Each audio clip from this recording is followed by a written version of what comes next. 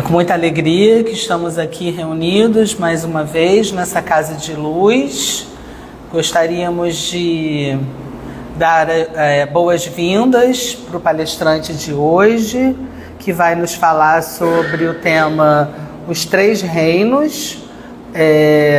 O Jorge Martinho está aqui conosco hoje, que vai nos falar sobre esse tema muito interessante. Gostaríamos de dar as boas-vindas também a todos que estão aqui presentes, a todos que estão online assistindo pela telinha aí do telefone, do Instagram. Futuramente depois a gente coloca nossas lives no YouTube também, né? A gente tem o canal do GBEM no YouTube e no Instagram. E com todos os nossas palestras, nossas workshops, nossos seminários, muitas vezes vocês não estão sabendo ainda, né? Tem alguém aqui pela primeira vez? Bom, sejam todos bem-vindos, sintam-se à vontade de qualquer dúvida posteriormente à palestra, de falar conosco, com um de nós trabalhadores, comigo, com alguém da livraria, ok? Tá legal aí o som? Vamos fazer o preparo de hoje. Como o Jorge vai falar sobre os três reinos, eu achei aqui um preparo falando sobre a edificação do reino. Não é exatamente sobre os três reinos que ele vai falar, mas existem vários tipos de reinos, né? Então, vamos falar sobre a edificação do reino no livro Vinha de Luz, pelo Espírito Emmanuel, por Francisco Cândido Xavier. Está no capítulo 177, Edificação do Reino. O reino de Deus está no meio de vós, disse Jesus em Lucas, capítulo 17, versículo 21. Nem na alegria excessiva que ensurdece, nem na tristeza demasiada que deprime, nem na ternura incondicional que prejudica, nem na severidade indiscriminada que destrói, nem na cegueira afetiva que jamais corrige, nem no rigor que reseta, nem no absurdo afirmativo que é dogma, nem no absurdo negativo que é vaidade, nem nas obras sem fé que se reduzem a pedra e pó, nem na fé sem obras que é a estagnação da alma, nem no movimento sem ideal de elevação que é cansaço vazio, nem no ideal de elevação sem movimento que é ociedade brilhante, nem cabeça excessivamente voltada para o firmamento com inteira despreocupação do valioso trabalho na terra, nem pés definitivamente chumbados ao chão do planeta com integral esquecimento dos apelos do céu, nem exigência a todo instante, nem desculpa sem fim. O reino divino não será concretizado na terra, através de atitudes extremistas. O próprio Mestre asseverou-nos que a sublime realização está no meio de nós. A edificação do reino divino é obra de aprimoramento, de ordem, esforço e aplicação aos desígnios do Mestre, com bases no trabalho metódico e na harmonia necessária. Não te prendas excessivamente às dificuldades do dia de ontem, nem te inquietes demasiado pelos prováveis obstáculos de amanhã. Viva e age bem no dia de hoje. Equilibra-te e vencerás. Bom, até esse preparo. Vamos dar início aqui à nossa prece inicial. É com grande alegria que estamos nessa casa de muita luz, nesse sábado, chovendo. Nós já fizemos o passo de estarmos aqui reunidos em seu nome, Mestre Jesus. A espiritualidade amiga, desde cedo, prepara esse ambiente com muito amor, com muita luz. E a partir do momento que entramos nessa casa, nós já estamos sendo cuidados. E diz a espiritualidade amiga em mensagens que o maior tratamento dessa casa é a palestra pública. Então, a partir do momento que estamos aqui, já estamos sendo tratados. Nós agradecemos a espiritualidade amiga que com tanto carinho nos carrega no colo e cuida de nós. Pedimos que a espiritualidade amiga intua o Jorge hoje, que com todo carinho veio preparar os seus estudos e nos mostrar, o decorrente dos seus estudos, essa palestra sobre os três reinos, Senhor. Que assim seja, graças a Deus.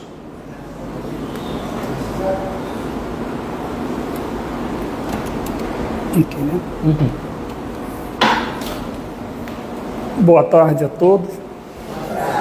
Que a paz do Mestre envolva cada um dos corações aqui presentes. Trazemos da nossa casa um abraço a todos vocês e o agradecimento à direção da casa, aos nossos irmãos, a Regina, o Walter, que nos fizeram esse convite. E vamos aqui juntos, né, buscar compreender um pouquinho mais do que a doutrina nos oferece e nos mostra o caminho a ser seguido, mas sempre clareando esse caminho, sempre colocando luz, colocando ali tudo o que nós necessitamos. E ficou, como já foi dito pela Karen, para que a gente fale dos três reinos. Então, como nós temos ali os três reinos, inicia-se no mineral, vegetal e o animal. Tudo isso, no decorrer do tempo, nós vamos vendo que vai se ampliando e a questão é muito mais extensa do que a gente possa resumir dentro desses três reinos. Porque as questões que nós vamos encontrar, elas estão todas aqui. No livro dos Espíritos, questão 585 a 610. Tá? Os seres da natureza estão classificados em três reinos, como já dissemos, mineral, vegetal e animal. Lá na questão 585, que inicia esse trabalho, Kardec perguntou: que pensais da divisão da natureza em três reinos?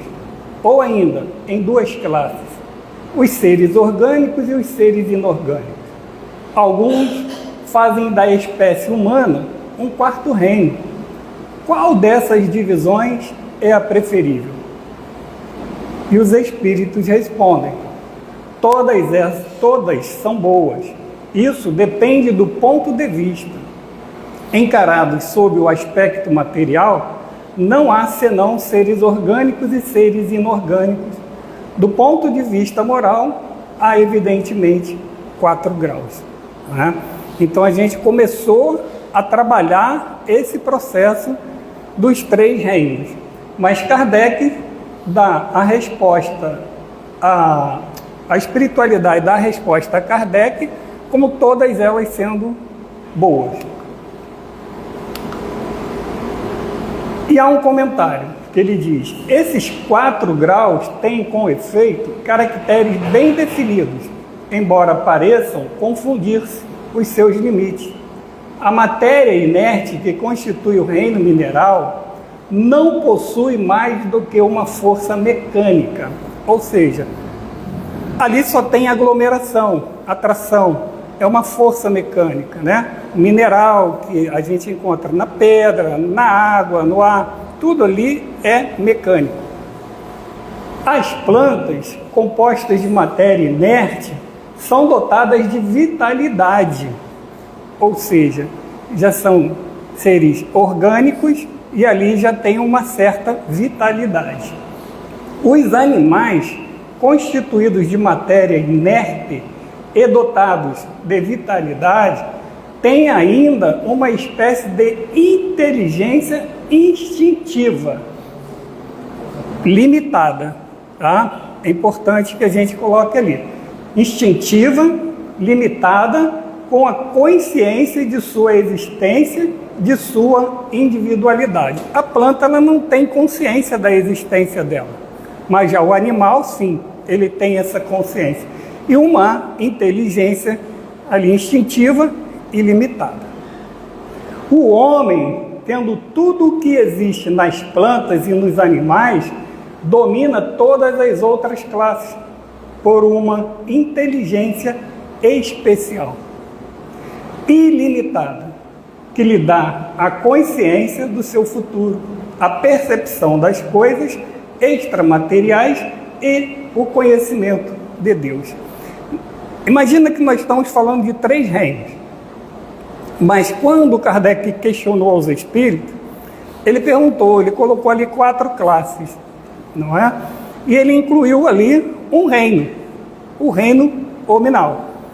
E nós vamos hoje trazer dentro desse estudo um pouco do paralelo, porque nós vamos falar do mineral, do vegetal, do animal, porém o homem a gente vai deixar um pouquinho mais para depois, das questões que regem ali, junto a Kardec, a questão do reino hominal, a gente tem no livro dos Espíritos, mas elas estão todas ali paralelamente dentro desse estudo que está sendo feito, tá? Então vamos começar pelo reino mineral. E é um ponto que Kardec pouco fala dele, né? Porque não tem muito que acrescentar. Allan Kardec escreve pouco sobre esse reino. Diz-nos que ele é constituído de matéria inerte e não possui mais do que uma força mecânica que une as partículas, mas não possuem inteligência e nem instinto.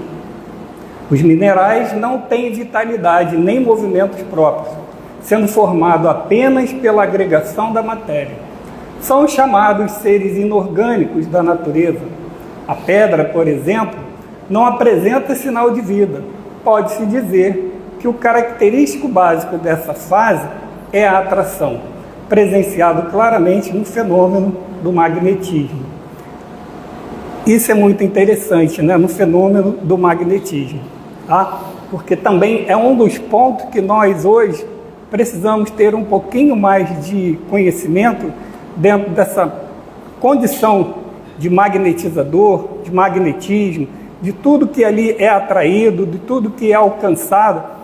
Dentro da nossa doutrina, a gente vai tendo essa necessidade. Mas é o fenômeno ali da atração, que ele coloca ali, que é característico básico dessa fase que é a atração, tá? Então são pontos importantes, embora pouca informação para o mineral. Ali nós pontuamos alguns aspectos dele.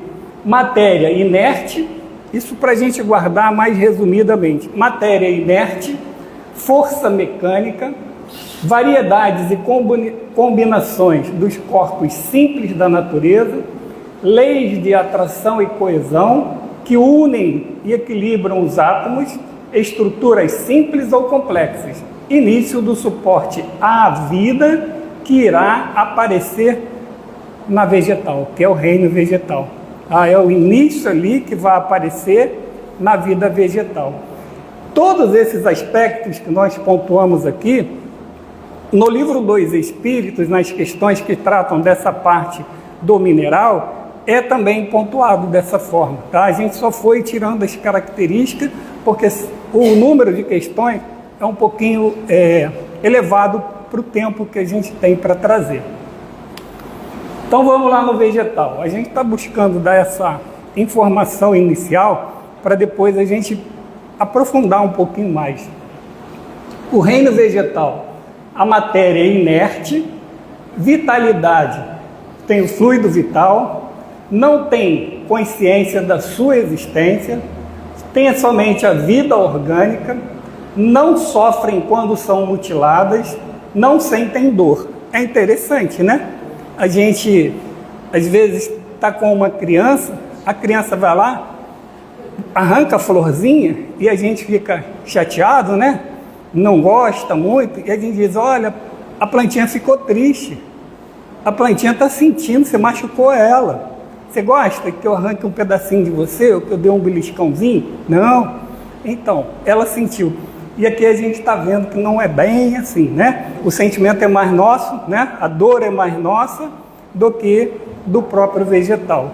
É óbvio que não tem muito a ver com o conceito da gente ensinar a criança que não se deve destruir a planta, né? Mas ela não sente dor, tá bom? A planta não sente dor. Existe uma força observada pelos botânicos que atrai as plantas. Algumas plantas, porém, apresentam movimentos que indicam não apenas sensibilidade, mas algo que nos parece vontade. E a gente trouxe essas duas plantas que constam também no livro dos Espíritos. Uma que é sensitiva, essa daqui, a outra é a dionéia. Elas têm essa condição, mas elas não pensam e não têm essa vontade, tá? Ali a gente colocou, as plantas não pensam, por conseguinte, carecem de vontade. Allan Kardec, o organismo humano nos proporciona exemplos de movimentos análogos, sem participação da vontade nas funções digestivas e circulatórias. Tá? Nós não participamos, ele está lá, ele mesmo age, tudo ali é feito de uma forma praticamente mecânica, né? Tudo que ali existe sem a nossa própria vontade, sem a nossa própria participação. Então essa plantinha aqui, quando ela atrai a mosca, ela atrai por um odor que ela exala daqui de dentro e que alguns colocam como seja assim, a carne podre, aquela carne estragada. Então dá esse cheiro e atrai ali o inseto, que é a mosca. Ela pousando ali, ela se alimenta daquela mosca. Lá na questão 591, a gente começou a entrar em algumas, também para pontuar, porque é interessante dentro desses reinos. Nos mundos superiores, as plantas são, como os outros seres, de natureza mais perfeita. As plantas são, como os outros seres, de natureza mais perfeita. E ali a espiritualidade responde, tudo é perfeito. Mas as plantas são sempre plantas. Como os animais são sempre animais e os homens sempre homens. Olha que interessante, né? Lá mais à frente ele vai estudar a metempsicose, vai dar uma explicação melhor, mas a gente entende que eu nunca vou reencarnar, ou reencarnei, ou estive num corpo de um animal, ou fui uma plantinha. Não, isso não. Pelo que ele coloca ali, existe vida dentro de tudo isso, dentro dessa criação, e todos os elementos são criações ali de Deus, e o homem, o ser humano, ele é uma criação à parte. Isso tudo gravado aqui no Livro dos Espíritos, tá? Nós vamos tendo ali esse estágio, vamos dizer assim, dentro desses reinos, essas construções, e nos diferenciamos disso tudo através da nossa inteligência ilimitada, da nossa vontade, do chegar até Deus, de conhecer Deus no sentido de saber que Ele existe, porque hoje nós acreditamos, tá? Então todo esse processo diferencia. Então a planta ela vai ser sempre planta, o animal sempre animal e o homem sempre homem. Porém todos evoluem, há um crescimento nisso aí. E as características que nós trouxemos do reino animal é a matéria, a vitalidade, a inteligência instintiva, a consciência de sua existência, a consciência de sua individualidade, pensamento fragmentado. Existe a comunicação. Interessante, né? Pensamento fragmentado. Nós, seres humanos, homens, não temos esse pensamento fragmentado. Nosso pensamento é contínuo. Ele é direto. Ali, para os animais, por isso que ele não tem a inteligência, ele tem o princípio, ele tem ali o pensamento dele fragmentado, né? Tudo que ali existe com ele, existe uma vontade ou uma diferença, é de acordo da forma mais mecânica. Ele tem ali aquele pensamento, mas ele não é contínuo. Ele não vai ser como o nosso aqui, que a gente pensa e fica pensando, remoe aquele pensamento e traz tudo aquilo ali. O animal não. Ele tem consciência também da individualidade dele, tá?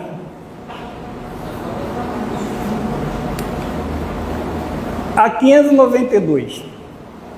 Se comparamos o homem e os animais em relação à inteligência, parece difícil estabelecer a linha de demarcação, porque certos animais têm nesse terreno notória superioridade sobre certos homens. Essa linha de demarcação pode ser estabelecida de maneira precisa. Olha que interessante, né? A gente se coloca ali como um ser ainda também animal, mas a pergunta de Kardec, ela aprofunda um pouquinho mais, né? Ele pergunta dentro dessa linha de demarcação, porque certos animais têm nesse terreno notória superioridade sobre certos homens. Olha o que Kardec está colocando. Então ele pergunta, essa linha de demarcação pode ser estabelecida de maneira precisa? Vamos ver a resposta, né? Sobre esse assunto, os vossos filósofos não estão muito de acordo. Uns querem que o homem seja um animal, e outros que o animal seja um homem. Estão todos errados. Seria assim uma salada de frutas? Não sei. Uma coisa tudo misturada? Não. É tudo de acordo. E ele coloca, todos estão errados. O homem é um ser à parte. Interessante gravar essa fala dos espíritos. O homem é um ser à parte, que desce às vezes muito abaixo, ou que pode elevar-se muito alto. E a gente enxerga isso, né? A gente sabe do que ele está falando ali, do que os espíritos estão tratando. No físico, o homem é como os animais, e menos bem provido que muitos dentre eles. A natureza lhes deu tudo aquilo que o homem é obrigado a inventar, com a sua inteligência, para prover as suas necessidades e a sua conservação. O animal, vamos visualizar os pássaros. Os pássaros, eles constroem os ninhos, não é verdade? A gente tem o João de Barro, que tem um ninho mais aperfeiçoado, uns outros também que a gente percebe que tem ali aquele toquezinho de cuidado, mas desde que eu me entendo, desde garoto até hoje, eu nunca vi um ninho de 2, 3, 4, 5 andares, eu nunca vi um ninho diferente, não. O ninho que a gente conhece é sempre o mesmo. E é o que eles necessitam. O homem não. O homem necessita de usar a sua inteligência para ali ele conseguir melhorar a sua condição de vida, o seu progresso, tudo que nós buscamos. O animal não. Ele tem ali a sua toca, ele tem o seu ninho, mas não sai desse mesmo modelo que a gente conhece.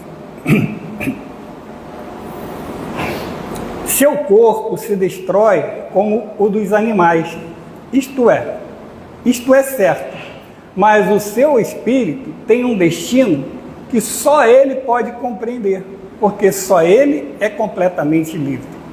Pobres homens, que vos rebaixais mais do que os brutos, não sabeis distinguir-vos deles?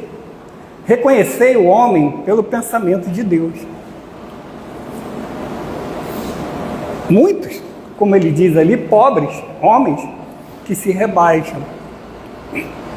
Mas nós já temos hoje esse conhecimento de uma divindade. E a Karen, quando leu ali dos reinos, é uma passagem de Jesus que um sábio, um doutor da lei, questiona Jesus, querendo entender o que ele deveria fazer para alcançar o reino de Deus. E Jesus deu uma resposta simples, que ele seguisse as leis. Ele era um doutor da lei, mas a gente sabe que o doutor da lei era aquele que tinha ali, deveria ter algo a mais, mas na verdade não seguia. Então Jesus colocou para ele, segue as leis. E nós precisamos também observar isso, o seguir a lei, as leis de Deus. Isso é muito importante hoje para nós, porque tudo tem um mecanismo. E esse mecanismo nós precisamos conhecer. Precisamos estar diante dele, consciente daquilo que nós estamos buscando. E a lei, que é uma lei natural, a lei divina, ela nos ensina. Ela nos faz nos manter livres ali, seguindo um só caminho, uma só verdade e a vida que é Jesus. Então, tudo isso de acordo com a lei. E o doutor da lei, naquela época, ele não servia. Depois veio a parábola do bom samaritano, porque ele questionou quem era o próximo e tudo, e Jesus foi colocando para ele. Então, a gente fez um apanhado agora de outras questões dentro do livro dos Espíritos, porque não temos condições de entrar em todas, mas nessas nós tiramos porque é importante. Os animais têm livre-arbítrio? Não.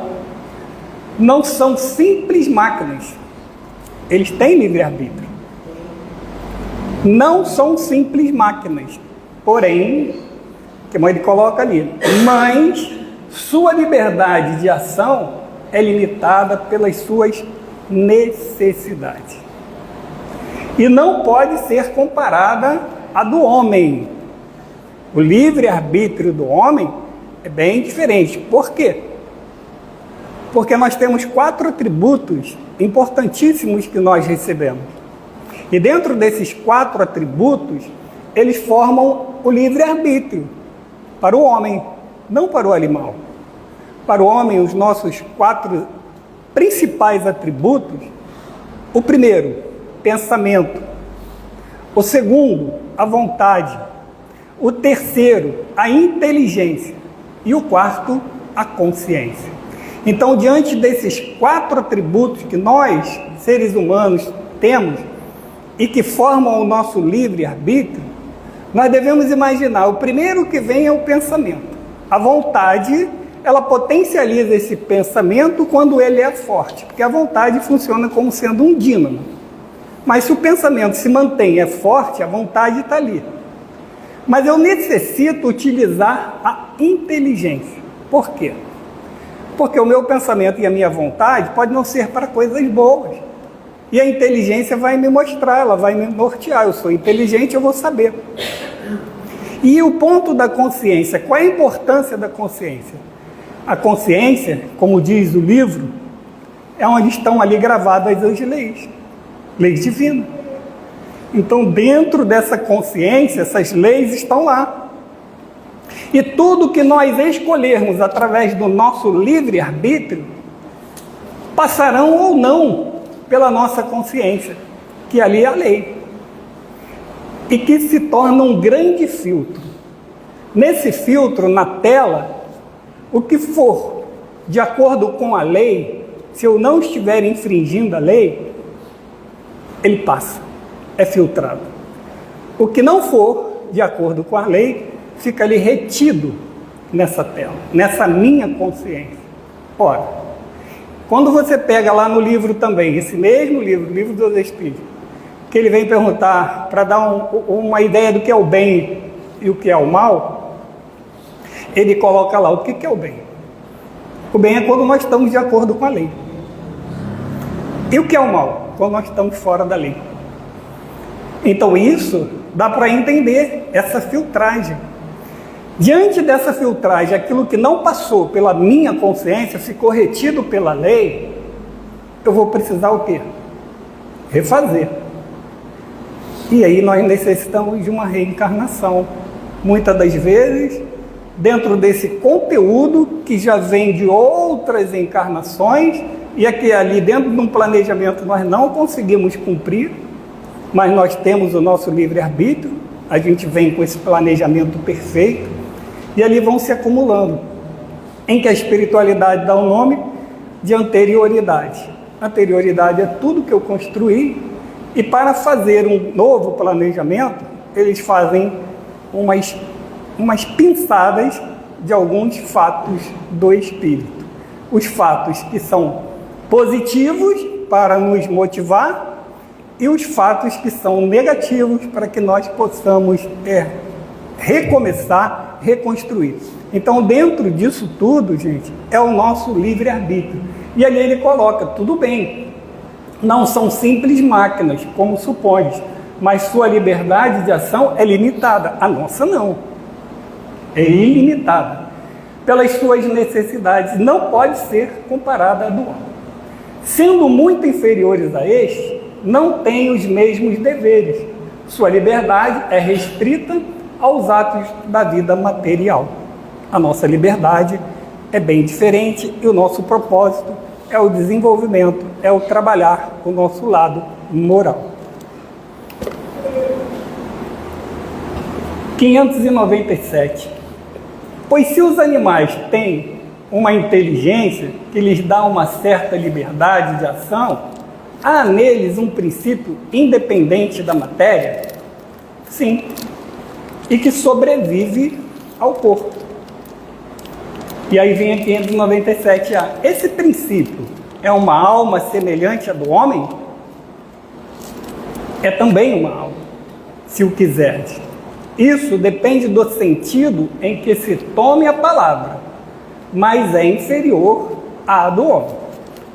Há entre a alma dos animais e a do homem tanta distância quanto entre a alma do homem e de Deus. Para os animais, o homem é o próprio Deus. Para eles, nós somos ali o próprio Deus. E para nós buscamos Deus. Então há uma diferença, sim, que sobrevive ao corpo, sim, porque eles não são máquina, como nós vimos ali atrás. Eles estão vivos e eles vão permanecer, e nós dissemos lá no início que tudo progride, tudo evolui. E o reino animal, ele também evolui, como o homem evolui, ele progride e eles acompanham. Mas vamos lembrar, planta, planta, animal, animal, o homem, o homem. 598. A alma dos animais conserva após a morte sua individualidade e a consciência de si mesma? Sua individualidade, sim, mas não a consciência de si mesma. A vida inteligente permanece em estado latente. Então, é importante que a gente entenda sua individualidade, sim, mas não a consciência de si mesmo, porque não tem essa consciência de si mesmo. Essa alma, ela vai permanecer ali. Ele vai fazer outra pergunta, porque faz parte de todo esse conjunto para a nossa compreensão. 599. A alma dos animais pode escolher a espécie em que prefira encarnar-se? Não, né? A gente já viu isso, né? Não, ela não tem o livre-arbítrio. A alma do animal, sobrevivendo ao corpo, fica num estado errante, como a do homem após a morte? É interessante essa pergunta. Fica numa espécie de erraticidade, pois não está unida a um corpo, mas não é um espírito errante. Nós, quando desencarnamos, todos os espíritos que estão desencarnados e aguardam a reencarnação são espíritos errantes, porque se encontram na condição da erraticidade. Então, todos nós, humanos, seres, homens, que desencarnamos, ou seja, estamos desencarnados, e que vamos necessitar reencarnar, porque não somos ainda espíritos puros, não nos tornamos puros, vamos precisar reencarnar, somos espíritos errantes. Tá? Mas no caso do animal, ele diz, fica numa espécie de erraticidade, pois não está unida a um corpo, mas não é um espírito errante. Então, as diferenças existem. 602. Os animais progridem como o homem por sua própria vontade ou pela força das coisas? E ele é taxativo, pela força das coisas. E é por isso que para eles não existe expiação. Ele não tem o livre-arbítrio, ele não assume ali a responsabilidade, ele vai necessitar expiar o quê? não é? Ele não tem a necessidade da expiação. Nós temos, porque temos responsabilidade sobre os nossos atos, sobre as nossas escolhas. Nós não somos culpados pelos erros que cometemos, gente. Joana de Ângeles, ela diz que no futuro 2 palavras sairão do nosso dicionário. Uma é a culpa, a outra é o pecado. Porque eu não tenho culpa. Eu não posso carregar culpa, porque se eu carregar, eu mesmo estou me punindo. E nem cometi nenhum pecado, porque eu tenho um livre-arbítrio, uma livre escolha.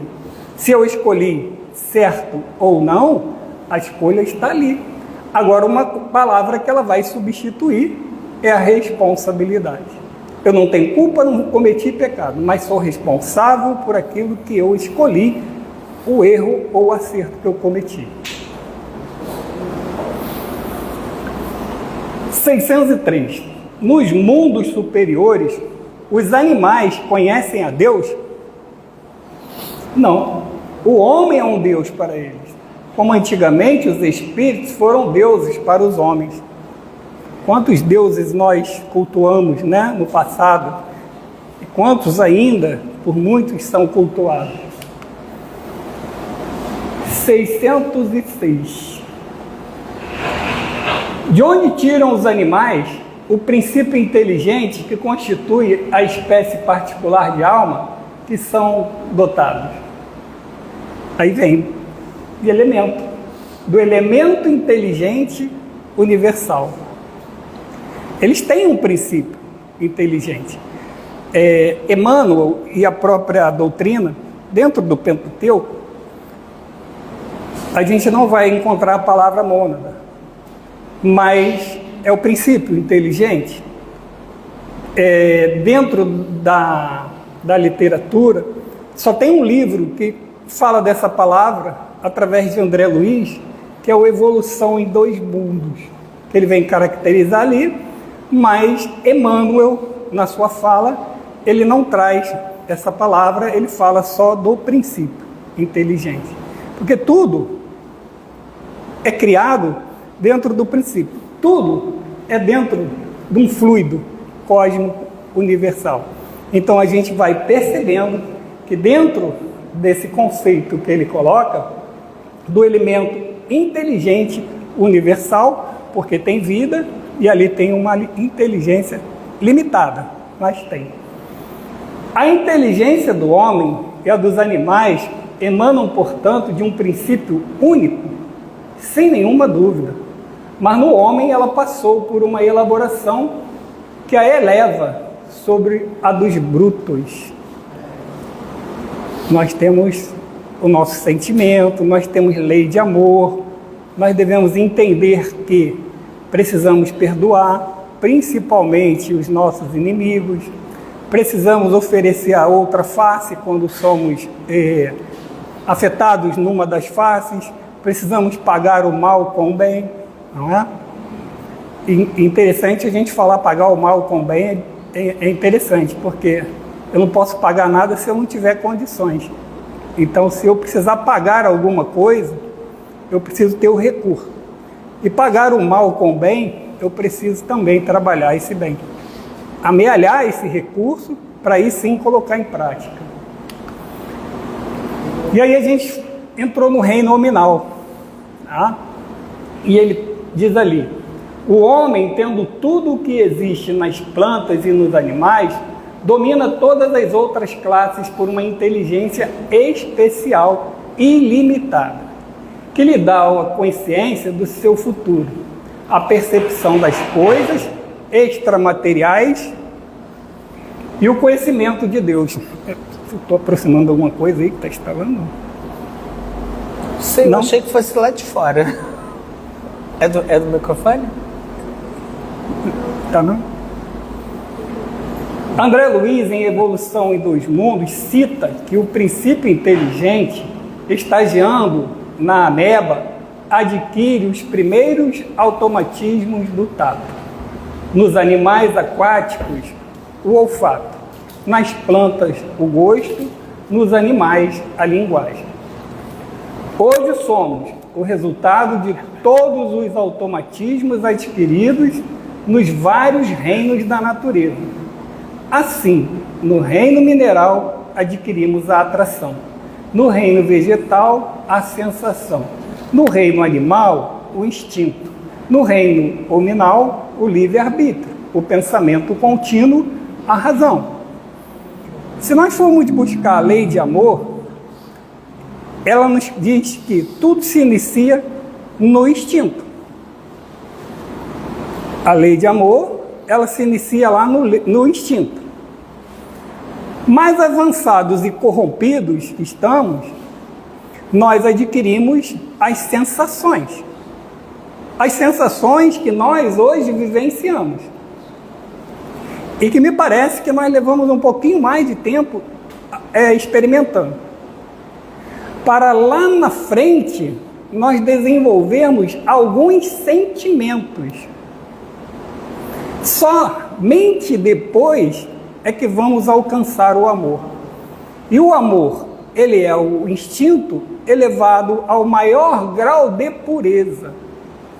Então nós carregamos e nós passamos por tudo isso. E dentro dessas construções, nós vamos desenvolvendo as nossas virtudes. E todas as nossas virtudes, elas são construídas através dos valores alcançados por nós. Porque uma virtude, ela se forma pela somatória dos valores que nós alcançamos. Então, se cometemos algum gesto bom, um ato voltado a Deus, de acordo com a lei, nós começamos a fazer esse somatório para desenvolver junto de nós as virtudes, buscando tudo aquilo que nós necessitamos para alcançar essa lei de amor. Diz ainda que nas linhas da civilização o reflexo precede o instinto. Este a atividade refletida, esta a inteligência, esta por sua vez a razão. E finalmente, esta a responsabilidade. Não é? Naquilo que tudo que nós fazemos, há que se ter essa responsabilidade. A característica principal deste reino, como uma síntese de todos os anteriores, é o aparecimento do pensamento contínuo, do livre-arbítrio e da responsabilidade moral. Lembra lá no início que ele falou que o homem é um ser à parte? E continua afirmando: o homem é um ser à parte. O espírito encarnando-se no homem transmite-lhe o princípio intelectual e moral, que o torna superior aos animais. O espírito, ao purificar-se, liberta-se pouco a pouco da influência da matéria. É uma lei de progresso. Nós vamos nos libertar da influência da matéria quando nós alcançarmos o grau de pureza. Não é? Nós vamos nos tornar espíritos puros. Estaremos na primeira ordem e na primeira classe dos espíritos. Porque todas as outras teremos que ainda transitar para poder alcançar. Não é? Lá, na terceira ordem, nós temos os espíritos inferiores. Né? E ali são 5 classes. Espíritos impuros, batedores, levianos, pseudo-sábios, todos estão ali. Nós estamos talvez transitando nessa parte de passarmos para essa segunda ordem, que é dos bons espíritos. E ali vamos encontrar 4 classes.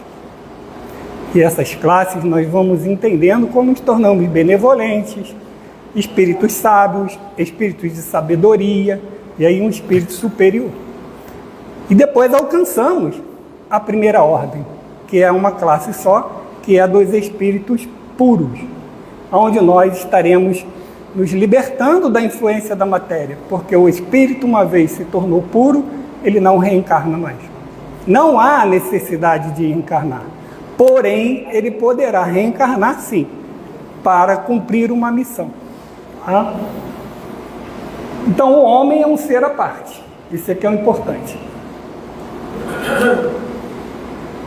Emmanuel, pela mediunidade do Chico, no livro Consolador, na questão 79, ele vem trazer para a gente, ou seja, ele vem explicitar, né? A escala do progresso é sublime e infinita. O mineral é atração. O vegetal é sensação. O animal é instinto, o homem é razão. 4 pontos importantes para o nosso entendimento. Agora, misturando-se lá, Leon Denis e Emmanuel, tem-se aquela célebre frase: na planta, a inteligência dormita. No animal, sonha. Só no homem acorda. Conhece-se, possui-se e torna-se consciente. Essa frase nós vamos encontrar no problema do ser, do destino e da dor, que é de Leon Denis, certo? E nós trouxemos também uma outra parte de Leon Denis, que nós achamos interessante, porque também faz parte do livro.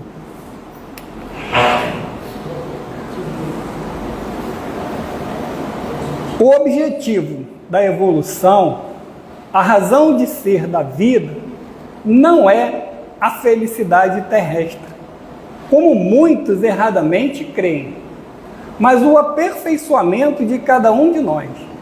E esse aperfeiçoamento devemos realizá-lo por meio do trabalho. E não esquecendo que o trabalho é lei do trabalho.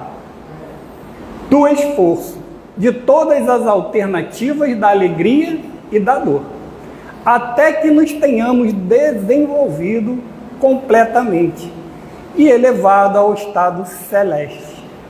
Se há na Terra menos alegria do que sofrimento, é que este é o instrumento por excelência da educação e do progresso. Um estimulante para o ser que, sem ele, ficaria retardado nas vias da sensualidade. A dor física e moral forma a nossa experiência. A sabedoria é o prêmio. A dor física e moral forma a nossa experiência. E quando a gente entra no capítulo que fala que a dor é uma bênção que Deus envia aos seus eleitos, a gente vai compreender. Porque o título que essa frase inicia fala de quê? Da paciência. Uma virtude que nós precisamos trabalhar dentro de nós. A paciência, e ele diz lá, a dor é uma bênção que Deus envia aos seus eleitos. E aí, o que Leon Denis está trazendo ali é que nós devemos trabalhar tudo isso e desenvolvermos as nossas 2 asas. Uma é a asa intelectual, a outra é da moral. Nós precisamos trabalhar essas 2 asas. E pelo que nos diz o Evangelho segundo o Espiritismo, nós já construímos muita parte intelectual, nós já alcançamos muita coisa da parte intelectual. Mas da moral é uma carência nossa, é uma necessidade. É o que hoje nós estamos precisando buscar. E a gente sabe que nós temos 2 caminhos, né? Um é pela dor, o outro é pelo amor. Mas nós ainda nos sentimos ainda num caminho que nos causa dor, que nos causa sofrimento. Mas não temos que nos preocupar. Confiando em Deus e buscando colocar tudo dentro da lei, sem infringir essa lei, a gente vai conseguindo compreender, aceitar, não é? Então, dentro do nosso conhecimento, hoje, ainda temos dificuldades? Sim, todos temos. Mas ele diz que quando a nossa fé for do tamanho de um grão de mostarda, ela vai mover as montanhas. E as montanhas que ele fala não são montes rochosos, são as nossas dificuldades. A nossa própria dificuldade, em que nós precisamos mover e retirar de dentro de nós. E ali nós encontraremos, porque a sabedoria é o prêmio. Mas nós não vamos alcançar esse prêmio se não buscarmos seguir a lei, como diz Jesus. Siga a lei de Deus, a lei natural, e ela é supernatural, ela não vem para nos castigar, ela não vem para nos condenar, não vem, ela só vem para nos mostrar o caminho. Luiz Antônio Mileco, não sei se alguém conheceu aqui, ele era deficiente visual, mas ele não gostava nem de ser chamado de deficiente visual. Ele dizia que ele era um deficiente eficiente, né? E era mesmo, simplesmente muito bom. E ele tinha um programa na Rádio Rio de Janeiro que ele pedia que a gente repetisse diariamente 4 palavrinhas. Hoje em dia não precisa mais dizer assim, põe essas 4 palavrinhas na porta da tua geladeira. Não, põe no celular que você vai mais lá do que na geladeira, né? É mais fácil da gente gravar. 4 palavrinhas ele dizia pra gente. Ele dizia, procura seguir essas palavras, porque se você conseguir, você vai se melhorar a cada dia. E a gente foi colocando em prática, foi vendo quando que é difícil. A primeira, entrego. A segunda, confio. A terceira, aceito. E a quarta, agradeço.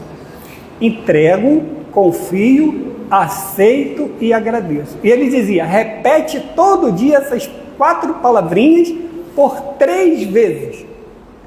Entrego, confio, aceito e agradeço. Entrego, confio, aceito e agradeço. Entrego, confio, aceito e agradeço. E aí a gente vai trabalhando essa palavrinha.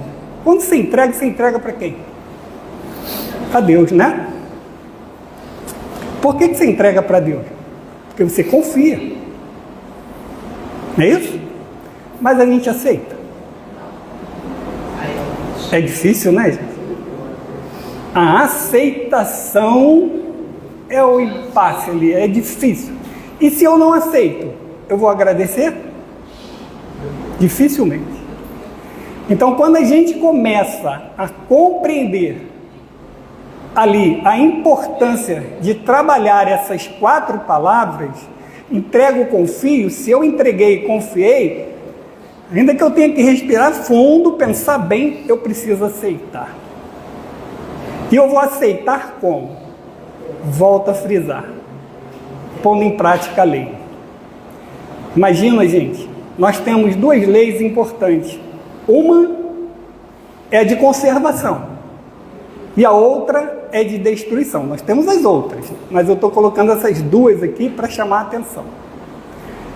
Se nós obedecêssemos a lei de conservação com grande entendimento, haveria necessidade da destruição que nós causamos, porque é uma ação, é o resultado da lei. A lei vai agir. Ela foi cutucada, ela vai reagir. Então, se nós agíssemos dentro da lei na conservação, as destruições que nós causamos seriam desnecessárias. As destruições que aconteceriam seriam de acordo com a lei natural, que é a lei divina. Então, dentro dessas 4 palavras, entrego, confio, aceito e agradeço, parece ser fácil, parece ser assim bobagem, mas se você levar ela a sério e for colocar em prática, a gente vai ver que é difícil. Principalmente quando você rezar um Pai Nosso. Quando você faz o Pai Nosso, você diz para Deus que seja feita a vontade dele, né? Seja feita a tua vontade. Mas se o senhor puder, dá um jeitinho aqui para mim. Ajeita aqui para que eu consiga isso. Não é assim? A gente já está dizendo que não está aceitando. A gente está pedindo que seja feita a vontade, mas... Bom, gente, essas palavras todas aqui que nós estamos trazendo, de acordo com o que Leon Denis nos ofereceu, está no livro também do Problema do Ser, do Destino da Dor, lá no capítulo 9.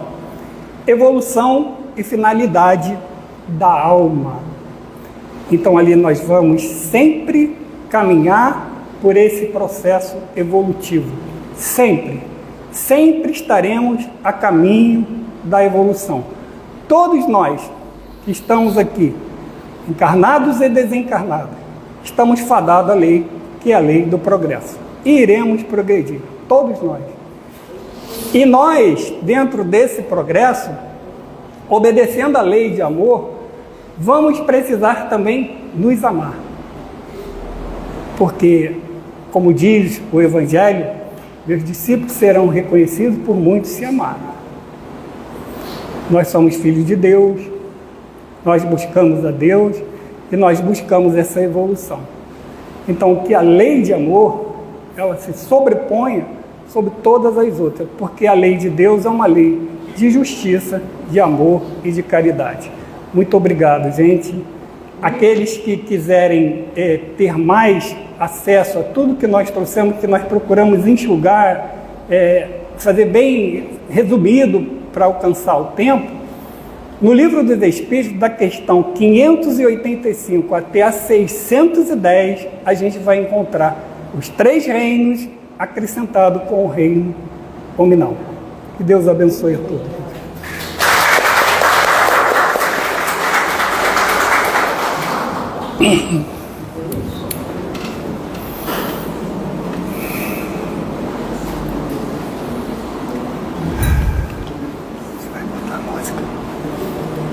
Vai botar música? Já tá bom. Não, música. Não, Michel. Você não ia botar música? Vou botar. Gostaríamos de agradecer ao Jorge por seus decorrentes do seu estudo, suas reflexões que ele trouxe para nós hoje. Nós vamos passar para a segunda parte da palestra, que é o passe. Convido a todos a ficarem em seus lugares, em silêncio, que os passistas vão se posicionar.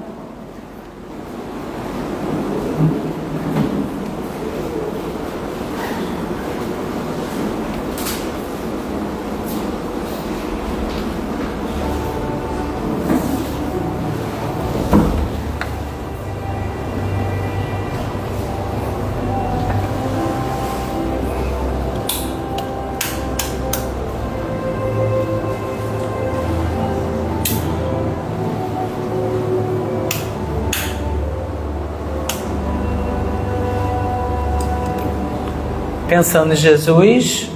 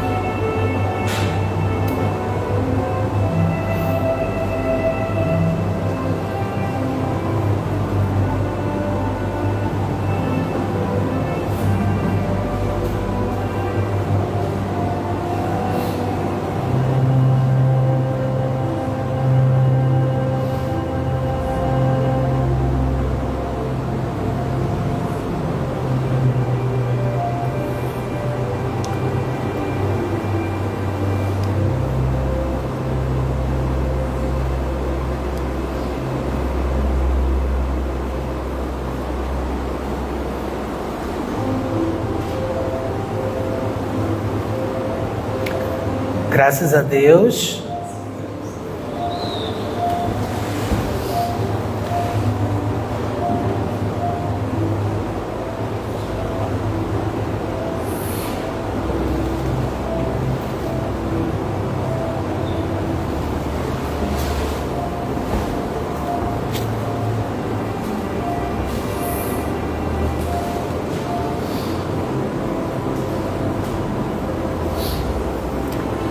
Mestre Jesus, estamos aqui reunidos em Seu nome. Tu dissestes, onde 2 ou mais estivessem reunidos, Tu estarias presente. Então agradecemos pela Sua presença nessa tarde, nas nossas vidas, nos nossos corações, nos abençoando. Conforme Jorge disse, gratidão. Nós confiamos, nós entregamos e nós aceitamos, Senhor. Mas muito importante também, nós pedimos perdão por nossas falhas. Ainda somos muito falhos, Senhor. Pedimos perdão pelas nossas imperfeições. Ajude-nos a controlar nossas más tendências. Ajuda-nos, Senhor, também.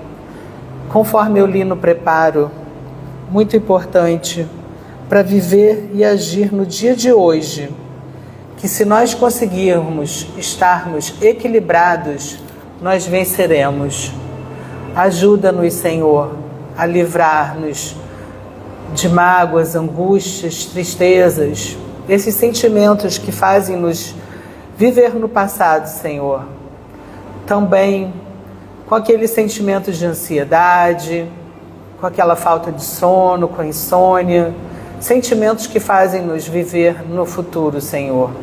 Que nós consigamos estar no presente, confiando em Ti, meu Pai. Nós pedimos também, Senhor, pelos nomes colocados nas caixinhas de encarnados e desencarnados. Por acaso, se não colocamos os nomes, que eles estão passando pela nossa tela mental nesse momento, que também serão atendidos, Senhor. Pedimos que fluidifiquem nossas aguinhas também e que abençoe a família do nosso palestrante, que com todo carinho veio aqui hoje, nessa tarde de sábado, a sua família, as nossas casas, Senhor, os nossos familiares, que nós saiamos daqui melhores do que chegamos, Senhor. É com muita gratidão sempre que estamos presentes em Seu nome. Tu dissestes, eu vos dou a minha paz. Pedimos a paz que vos deu e vos ensinou, Senhor, nessa tarde de hoje. Que assim seja, graças a Deus.